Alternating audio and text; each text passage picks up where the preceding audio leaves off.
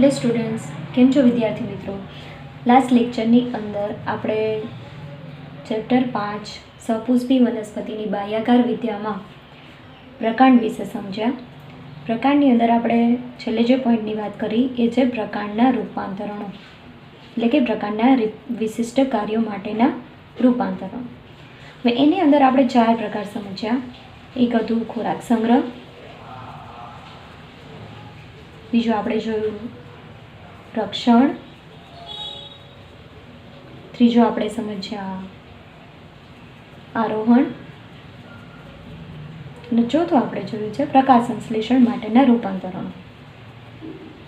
પણ હવે અહીંયા આપણે આ ચેપ્ટરની અંદર પહેલાં આપણે સમજવાનું છે 5મો પોઈન્ટ, વાનસ્પતિક પ્રજનન માટેના પ્રકારના રૂપાંતરણો. તો પહેલાં આપણે એ સમજીએ કે વાનસ્પતિક પ્રજનન એટલે શું. તો કોઈ પણ વનસ્પતિની અંદર લિંગી પ્રજનન થયા સિવાય વનસ્પતિના કોઈ ભાગો જેવા કે પ્રકાંડ કે પર્ણના કોઈ ભાગો કે અન્ય ભાગોમાંથી જો નવી વનસ્પતિનું નિર્માણ થાય તો એને આપણે કહીશું વાનસ્પતિક પ્રજનન અથવા તો વેજીટેટિવ પ્રોપાગેશન. તો આ પોઈન્ટની અંદર આપણે પ્રકાંડના કોઈ ભાગોમાંથી જો લિંગી પ્રજનન થયા સિવાય નવી વનસ્પતિનું નિર્માણ થાય એવા પ્રકારના ઉદાહરણ વિશે સમજવાનું છે, અને જેમાં પણ આપણને 4 સબટાઇપ્સ આપેલા છે.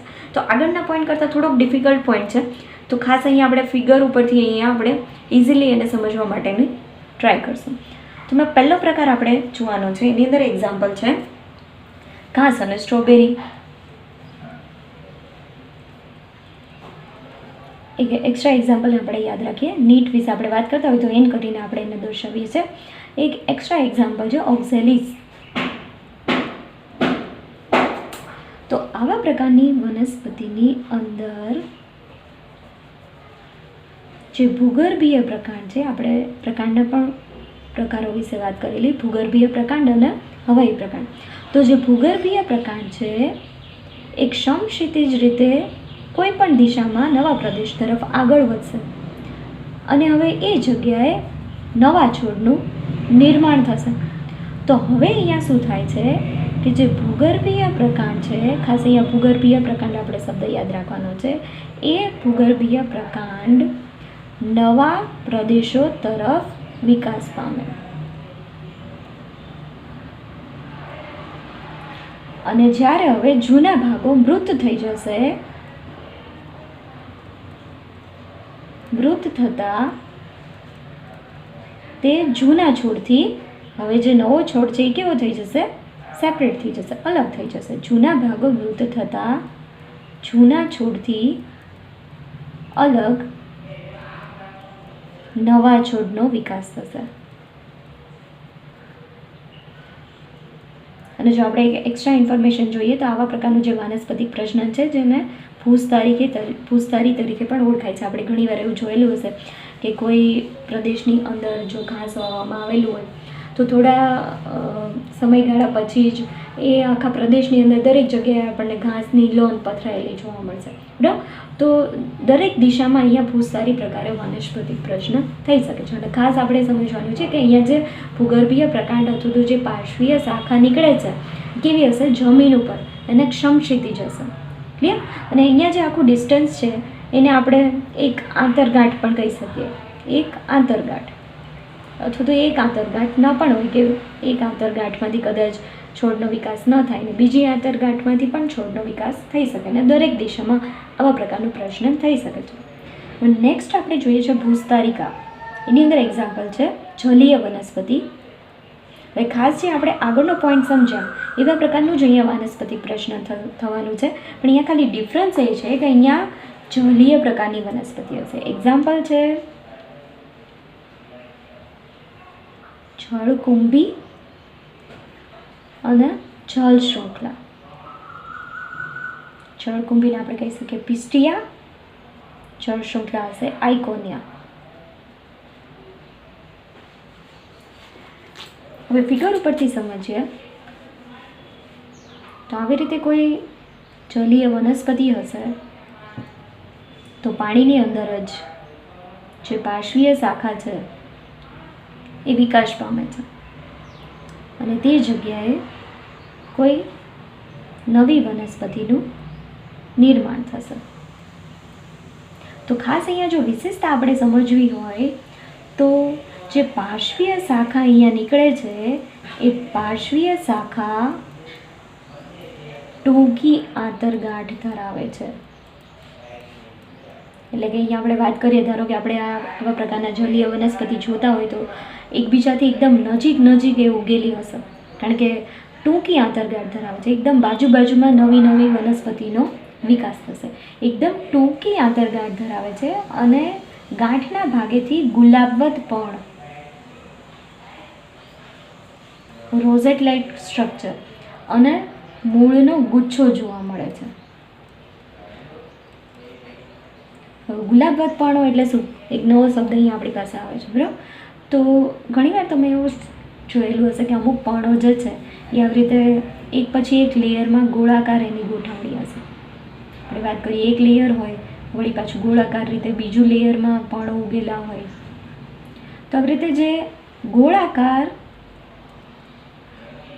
પર્ણોની ગોઠવણી હોય, ગુલાબની આંદડીઓની જેમ કેમ આખું પર્ણોનું સ્ટ્રક્ચર ગોઠવાયેલું હોય, એવી રીતે જો પર્ણો ગોઠવાયેલા હશે તો એને આપણે કહીશું ગુલાબવત પર્ણો. અને એક મૂળનો ગુચ્છો જોવા મળે છે. તો આ થઈ ગયો બીજો પ્રકાર. હવે આપણે ત્રીજો પ્રકાર સમજીએ. ત્રીજો પ્રકાર છે, એની અંદર એક્ઝામ્પલ આપણે યાદ રાખવાના છે, ફુદીનો અને જુઈ, મિન્ટ અને જાસ્મીન. ખાસ એક્ઝામ્પલ ઇમ્પોર્ટન્ટ છે. પહેલા પ્રકારમાં આપણે એક્ઝામ્પલ જોયા ઘાસ અને સ્ટ્રોબેરી. બીજા પ્રકારની અંદર આપણે એક્ઝામ્પલ જોયા બેજ, જળકુંભી અને જૂટ શૃંખલા. અને ત્રીજા પ્રકારની અંદર આપણે એક્ઝામ્પલ જોયા ફુદીનો અને જુઈ. પહેલા પ્રકારનું આપણે નામ આપેલું, એક એક્સ્ટ્રા આપણે ઇન્ફોર્મેશન જોઈ ભૂસતારી. બીજા પ્રકારની એવી રીતે જો આપણે નામ આપીએ તો એક એક્સ્ટ્રા આપણે નામ કહીએ ભૂસતારિકા. અને અહીંયા જે ત્રીજો પ્રકાર છે તો એને વીરો તરીકે પણ ઓળખાય છે. હવે એની અંદર વિકાસ કેવી રીતે થશે એ આપણે સમજી લઈએ. કોઈ પ્રકાંડ છે, એ પ્રકાંડની જે મુખ્ય ધરી છે, પ્રકાંડની મુખ્ય ધરી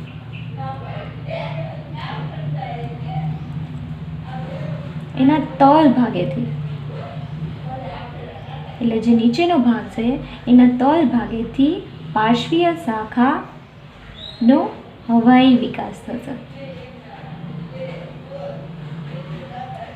નવી પાર્શ્વીય શાખાનો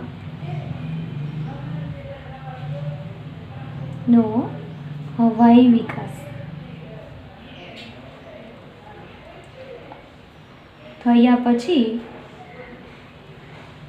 કમાન આકારે જ્યારે એ જમીનના સંપર્કમાં આવશે તો ત્યાંથી પાછી નવી વનસ્પતિનું નિર્માણ થશે.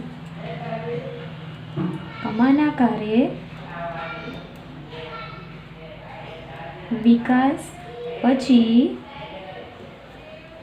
જમીનના સંપર્કમાં આવતા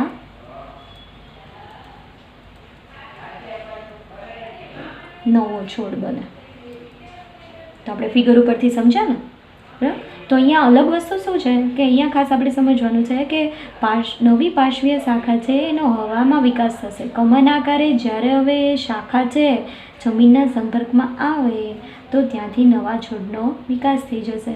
આ થઈ ગયા એક્ઝામ્પલ ફુદીનો અને જુઈ. હવે ચોથો પ્રકાર આપણે સમજવાનો છે. એમાં 3 એક્ઝામ્પલ અહીંયા આપણને આપેલા છે.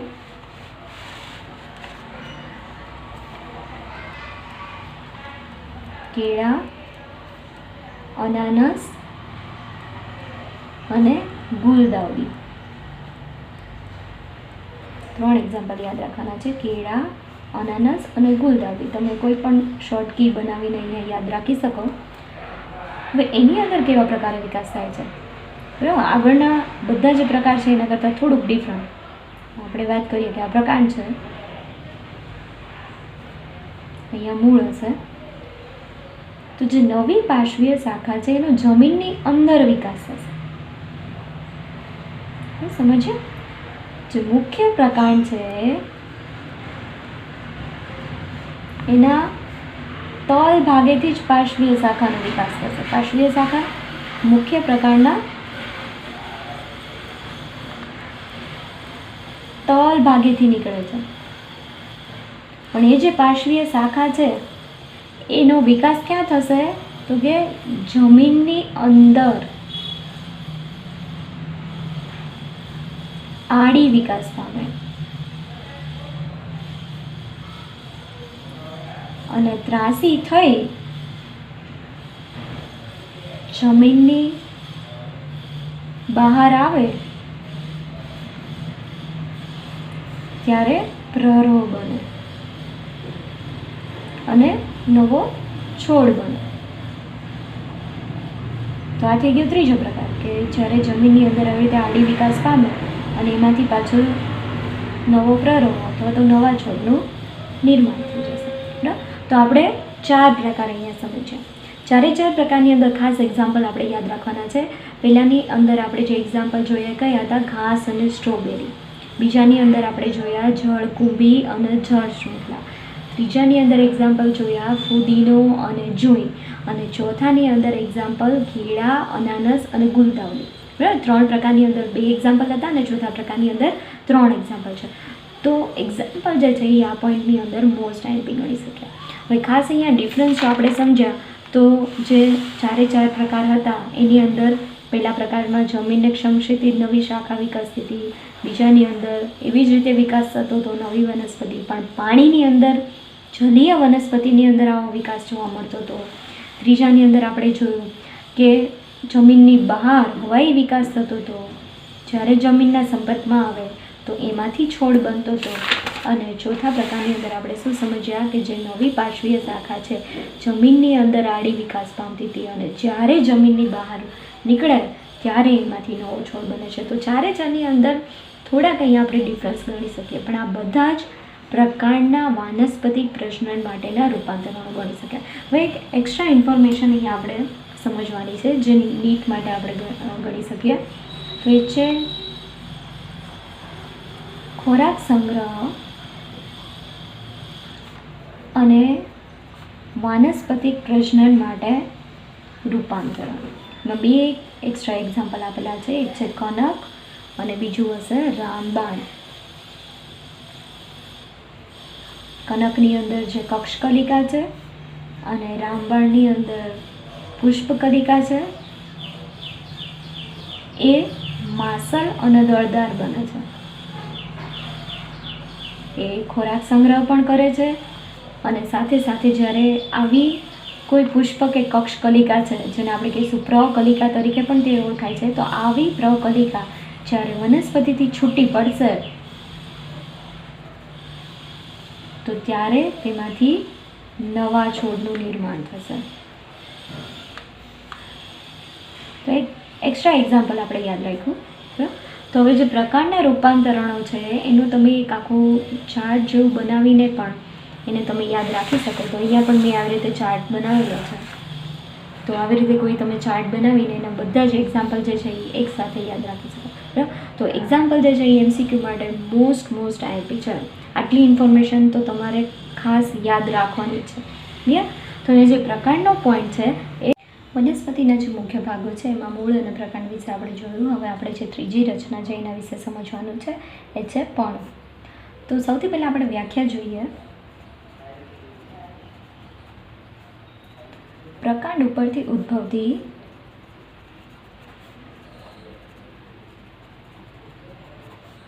પાર્શ્વીય સામાન્ય રીતે ચપટી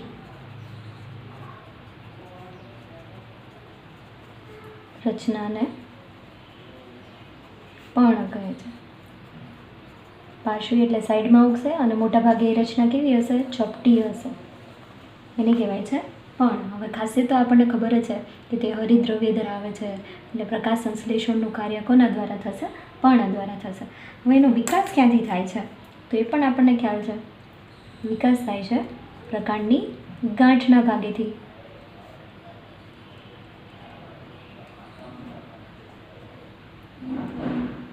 કક્ષ વિશે વાત કરીએ તો આવી રીતે પ્રકાંડ હોય ત્યાંથી પર્ણ ઉદ્ભવતું હોય તો પ્રકાંડ અને પર્ણ એ બંને વચ્ચે અમુક જે ખૂણો હશે એને કહેવાય છે કક્ષ. તો એ કક્ષની અંદર શું ધરાવે છે? તે કક્ષકલિકા ધરાવે છે. અને આ જે કક્ષકલિકા છે એનું આગળ નવી શાખાનું નિર્માણ થશે.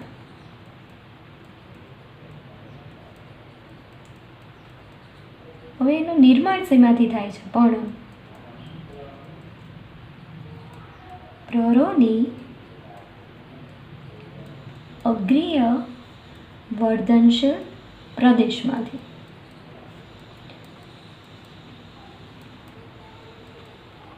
જે પેશીના પ્રકારો છે એના વિશે આપણે આગળ ભણવાનું છે, તો વર્ધનશીલ પેશી એના વિશે આપણે આગળના ચેપ્ટરની અંદર જોઈશું. અત્યારે આપણે યાદ રાખીએ કે એનું પ્રરોની અગ્રીય વર્ધનશીલ પ્રદેશની અંદરથી નિર્માણ થશે. ગોઠવણી કેવા પ્રકારની હશે? અગ્રાભિવર્ધી ક્રમ.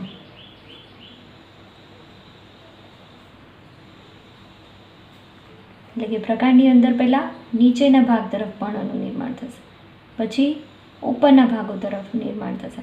તો આવી રીતે જે પર્ણનો ઉદ્ભવ થાય છે તો એને શું કહેવાય છે? અગ્રાભિવર્ધી ક્રમમાં ગોઠવણી.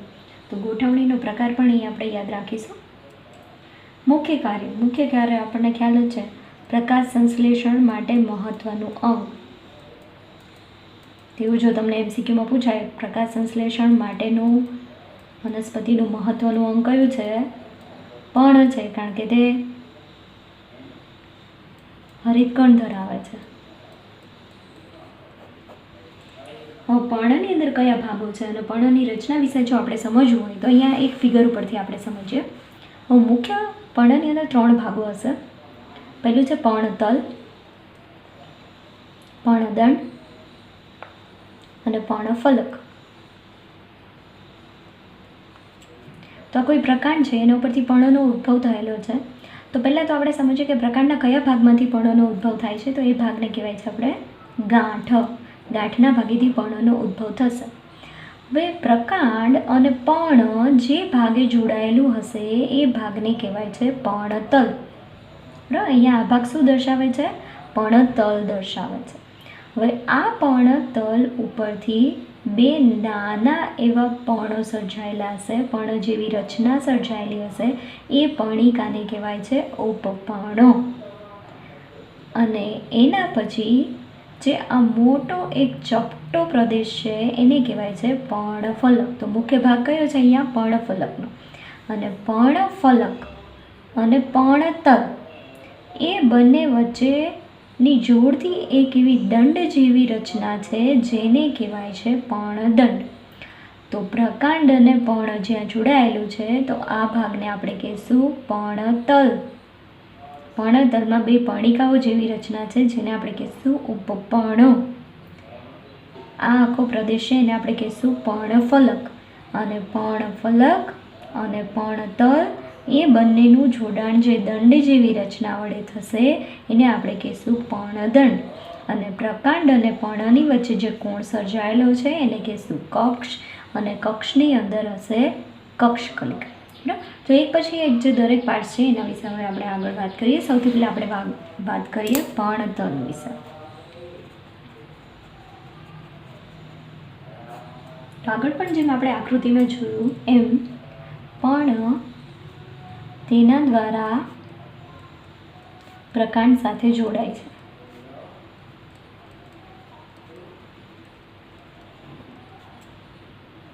તે 2 પાર્શ્વીય નાના પર્ણો ધરાવે. અને આ જે પાર્શ્વીય નાના પર્ણો છે એને શું નામ આપેલું છે? ઉપપર્ણો અથવા તો સ્ટિપ્યુલ્સ. હવે પર્ણતલ વિશે આપણે જો વિશેષતા વિશે વાત કરતા હોય તો એકદળી અને દ્વિદળીની અંદર એની અંદર અમુક અલગ પ્રકારની રચના જોવા મળે છે. તો એના વિશે વાત કરીએ. સૌથી પહેલાં વાત કરીએ એકદળી વનસ્પતિની અંદર. તો જે એકદળી વનસ્પતિ છે એમાં પર્ણતલ આવરણમાં વિસ્તૃત થાય છે.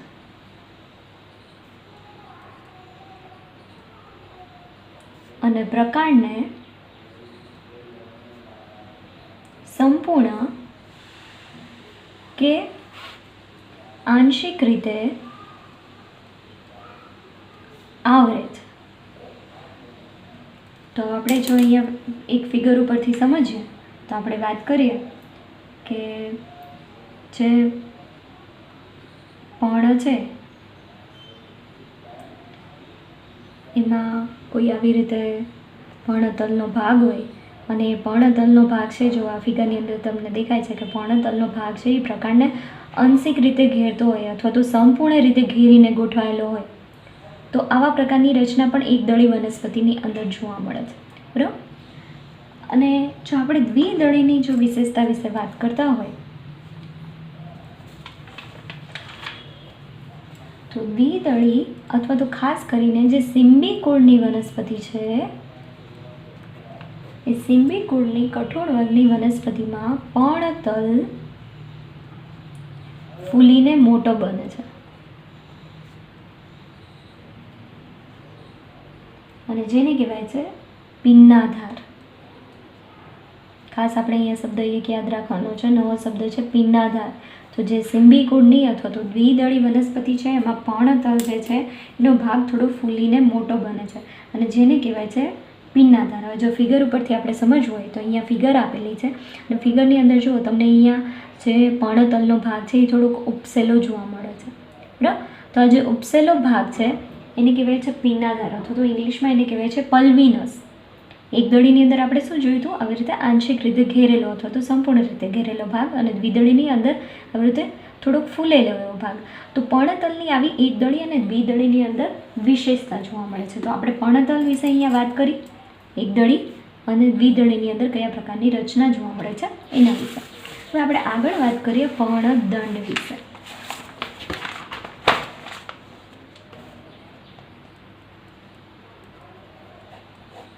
તો પર્ણદંડ વિશે આપણને ખ્યાલ જ છે કે પર્ણફલક અને પર્ણતલ બંને વચ્ચે લાંબો, પાતળો અને નરમ દાંડી જેવો એક જોડાણ કરતો ભાગ જોવા મળે છે, જેને કહેવાય છે પર્ણદંડ. હવે પર્ણદંડના કાર્યો કયા છે એ આપણે સમજીએ. પહેલાં તો પર્ણપત્રને પ્રકાશ મળી રહે અને તે યોગ્ય રીતે પ્રકાશ સંશ્લેષણ કરે તે રીતે ગોઠવે. બીજું છે પર્ણપત્રને પવનમાં ફરકી શકે તે રીતે રાખે.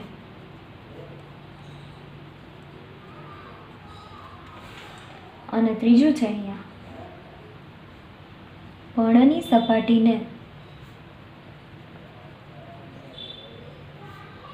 ઠંડક અને તાજી હવા મળી રહે તે રીતે એને મદદ કરે. તો આ થઈ ગયું પર્ણદંડ વિશેની ઇન્ફોર્મેશન. હવે આપણે જોઈએ નેક્સ્ટ છે પર્ણફલક અથવા તો એને કહેવાય છે પર્ણપત્ર.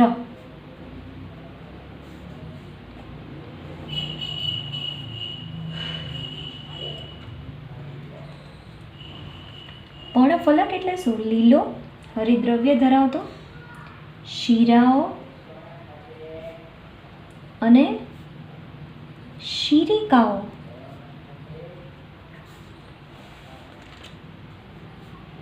ધરાવતો પર્ણનો વિસ્તૃત ભાગ. આપણે આગળ પણ જે જોયું ને, પર્ણનો જે મુખ્ય ભાગ છે, જે એનો વિસ્તૃત ભાગ છે, એ કયો હશે? પર્ણફલકનો.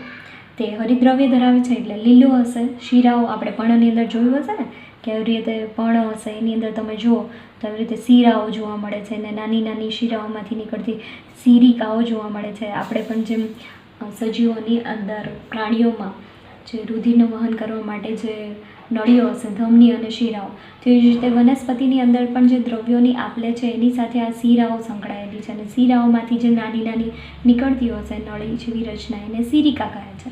તો શીરાઓ અને શિરિકા ધરાવતો એવો જે પર્ણનો વિસ્તૃત ભાગ છે એને કહેવાય છે પર્ણફલક.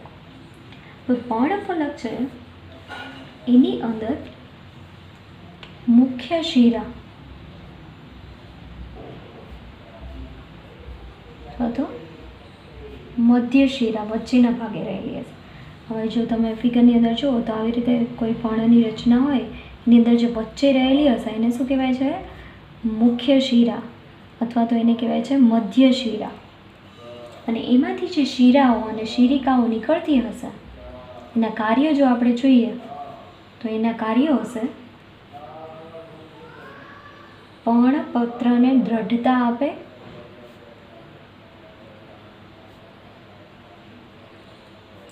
અને પાણી,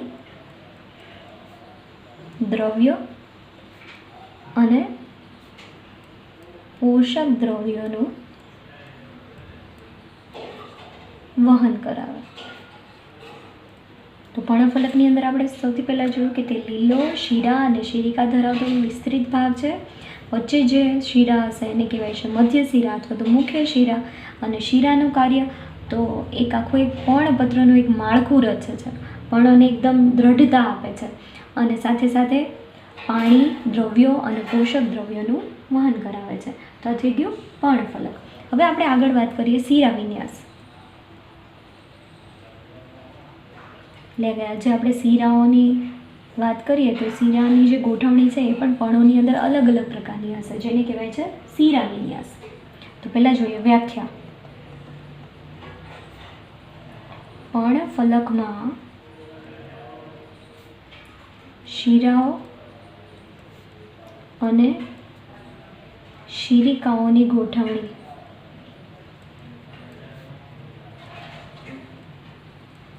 શિરા વિન્યાસ કહે છે. હવે શિરા વિન્યાસના પણ બે પ્રકાર હશે. એક હશે ઝાલાકાર અને બીજો હશે સમાંતર. ઝાલાકારને કહીશું રેટિક્યુલેટ, સમાંતરને કહીશું પેરેલલ. તો ઝાલાકાર શિરા વિન્યાસ જે છે એમાં શિરાઓની ગોઠવણી જાળી જેવી હશે, એક નેટવર્ક જેવું સ્ટ્રક્ચર હશે, અને મોટા ભાગે દ્વિદળી વનસ્પતિ છે એમાં ઝાલાકાર શિરા વિન્યાસ જોવા મળે છે. અને જો આપણે સમાંતર શિરા વિન્યાસની વાત કરીએ તો શિરાઓ સમાંતર ગોઠવાયેલી હશે.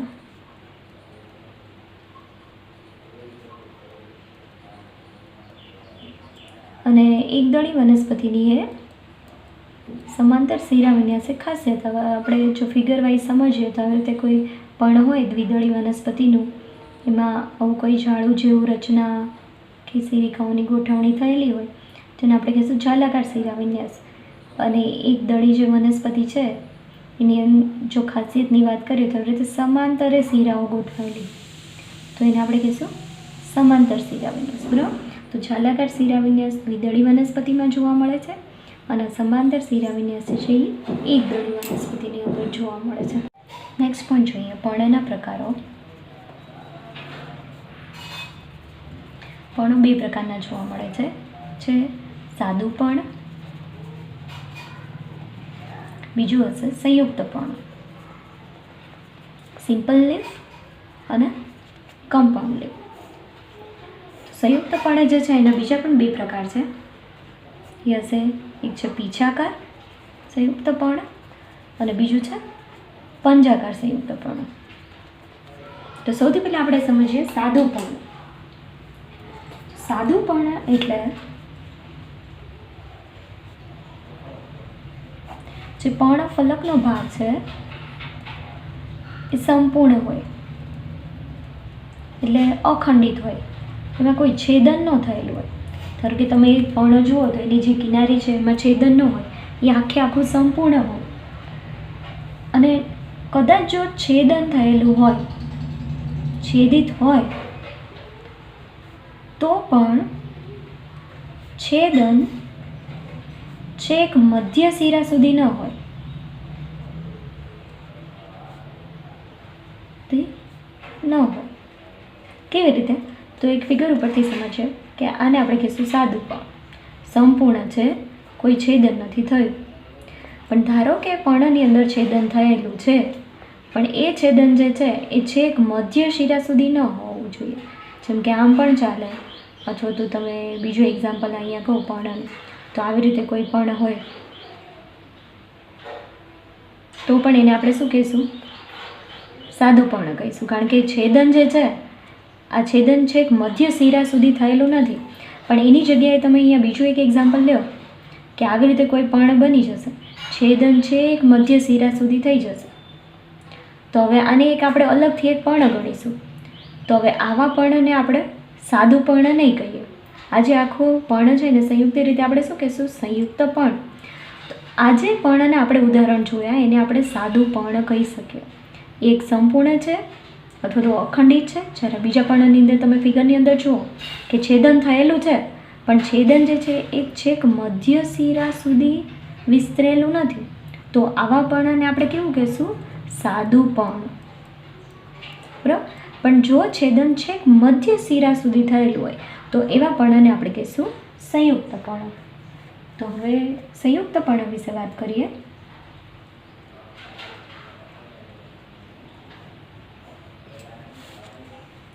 પર્ણફલનનું છેદન છેક મધ્ય શિરા સુધી થાય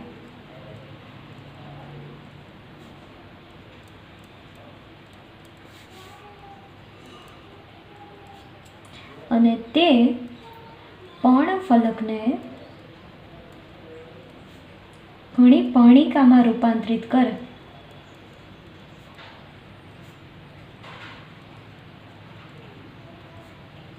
તો એને આપણે કહીશું સંયુક્ત પર્ણ. હવે બંનેની ખાસિયત શું છે એ આપણે સમજીએ કે બંનેની અંદર પર્ણદંડમાં કક્ષકલિકા હાજર હશે. ખાસ આપણે આ લાઈન યાદ રાખવાની છે MCQ માટે કે બંનેમાં પર્ણદંડમાં કક્ષકલિકા હાજર હશે, સાદું પર્ણ અને સંયુક્ત પર્ણ બંનેની અંદર. પણ જો આપણે સંયુક્ત પર્ણની વાત કરીએ તો સંયુક્ત પર્ણની અંદર જે પર્ણિકા છે એ પર્ણિકાની કક્ષમાં કક્ષકલિકા ગેરહાજર હશે.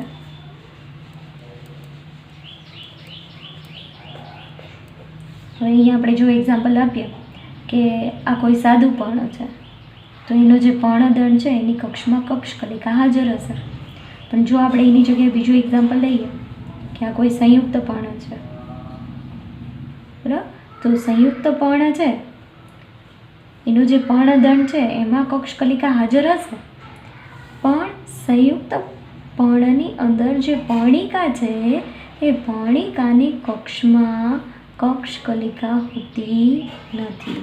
એટલે બે લાઈન MCQ માટે ખાસ યાદ રાખવાની છે કે બંને પર્ણ સાદું અને સંયુક્ત બંને પર્ણના પર્ણદંડમાં કક્ષકલિકા હાજર હશે.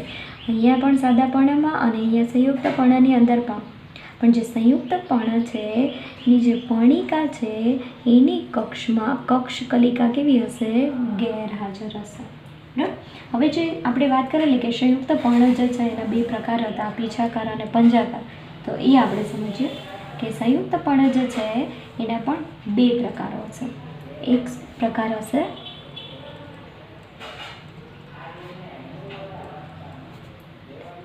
પક્ષવત અથવા તો પીછાકાર, જેને ઇંગ્લિશમાં કહેવાય છે પિનેટલી, અને બીજો પ્રકાર છે પંજાકાર, જેને ઇંગ્લિશમાં કહેવાય છે પામેટલી. પામ હથેળી જેવો, તો એના ઉપરથી એને આપેલું છે પામેટલી કમ્પાઉન્ડ લીફ પ્રકાર. પક્ષપાત અથવા તો પીછાકાર કે પંજાકાર. બંનેની પહેલાં અહીંયા હું ફિગર ડ્રો કરું અને ફિગર ઉપરથી આપણે સમજીએ કે પીછાકારની અંદર આપણે ફિગર ડ્રો કરીએ કે આવા પ્રકારનું કોઈ પણ હશે, આપણને પીછા જેવું લાગશે દેખાવમાં, તો એના ઉપરથી એને નામ આપી દીધું છે પીછાકાર. અને પંજાકારની અંદર આપણે સમજીએ કે કેમ હાથનો પંજો હોય અને એમાં આંગળીઓ હોય, તો એવી રીતે પર્ણ ફેલાયેલું હોય, પર્ણદંડ હોય અને પર્ણદંડમાં કોઈ એક જ બિંદુએથી આવી રીતે પર્ણો નીકળતા હોય. તો આને આપણે કેવું કહીશું? પંજાકાર સંયુક્ત પર્ણ. એટલે પર્ણિકા જે છે એની સંખ્યા ઘણી બધી છે અને છેદન પણ છેક મધ્ય શિરા સુધી થયેલું છે, પણ બંનેમાં ડિફરન્સ શું છે? દેખાવ ઉપરથી એને એવા નામ આપેલા છે. પીછા જેવો આકાર અહીંયા જોવા મળે તો પીછાકાર સંયુક્ત પર્ણ કીધું છે, અને પંજા હાથના પંજા જેવો જો શેપ એવી રીતે પર્ણિકાની ગોઠવણી થયેલી હોય, એટલે કે એક જ બિંદુમાંથી આંગળીઓ નીકળતી હોય તો એવી રીતે અહીંયા એક જ પર્ણદંડની ટોચના બિંદુએથી બધી પર્ણિકાઓ નીકળે છે. તો એટલા માટે અહીંયા શું નામ આપેલું છે અહીંયા એને કીધું છે પંજાકાર અને આને કીધું છે પીછાકાર. કે સામાન્ય ધરી પર જો પર્ણિકાઓ હાજર હોય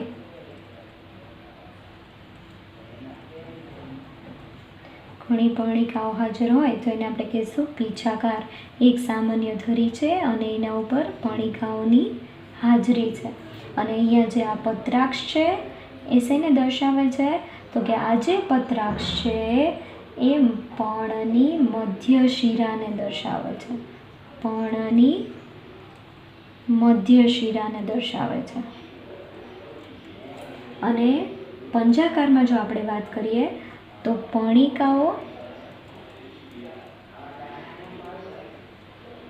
પર્ણદંડની ટોચના ભાગેથી જ